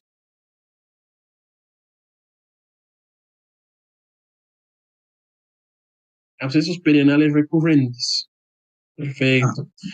Hemos visto que tenemos una afección, ¿no ves? Si tenemos un absceso, es por una afección, una inflamación de la cripta afectada. Pero si estos vuelven a pasar una y otra vez, y esto hemos visto en la enfermedad de Crohn, solamente hay otra afección subyacente, o sea, una afección concomitante que hay que atender, la enfermedad de Crohn, la más común. Irradiación o neoplasias. ¿Qué medida puede ayudar a prevenir las recurrencias de abscesos perianales en un paciente con diabetes mellitus? Perfecto. Muy bien, muy bien. Ahora sí, esto de glucemia, hay que controlar la glicemia, controlar la diabetes. Si controlamos la diabetes, vamos a limitar las complicaciones de esta diabetes.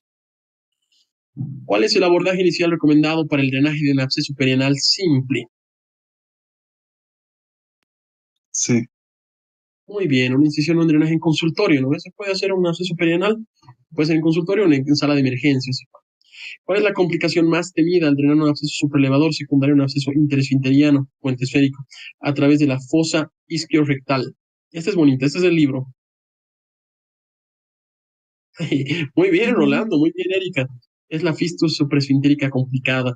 Al tener afección del esfínter, como hemos visto, tenemos que liberarlo. Y al drenar este absceso podemos dañar el esfínter y generar este conducto nosotros, esta fístula supraesfinteriana. Muy bien, muy bien. Se nota que están leyendo los libros. Bueno, el libro. ¿Cuál es el síntoma más característico de un absceso interesfinteriano o interesfintérico? Eso, ¿no? Le hacemos estornudar, le hacemos toser al paciente y nos va a decir, ¡au! Me duele, me molesta. Muy bien, ya estamos acabando. ¿Cuál es la indicación más precisa para realizar una esfinterotomía interna limitada en un absceso anorrectal? Es igual es del libro. Muy bien, David. Muy bien, ese lo pusiste muy bien. El absceso interesférico posterior, ¿no ven? Porque lo mismo, es interesfinteriana. La serie interesfinteriana, actualmente tenemos que hacer esa esfinterotomía para llegar a ese segmento. Muy bien, Zulma. Y acabando las últimas preguntas, ¿cuál de las siguientes situaciones requiere contraincisiones bilaterales en su manejo quirúrgico? ¿Contraincisiones o contraaberturas?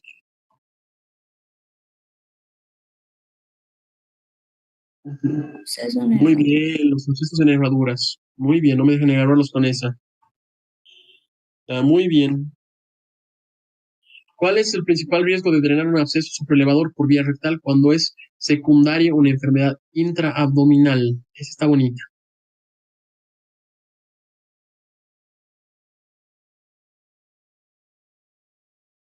Va lo del don't y drain, ¿no ve? Lo que si tenemos que drenar por el segmento como tenemos que afectar, porque si no afectamos al esfínter. Generamos el mismo daño, generamos esa fístula extraesfinteriana en este caso, es la respuesta. Muy bien, Rodrigo, muy bien.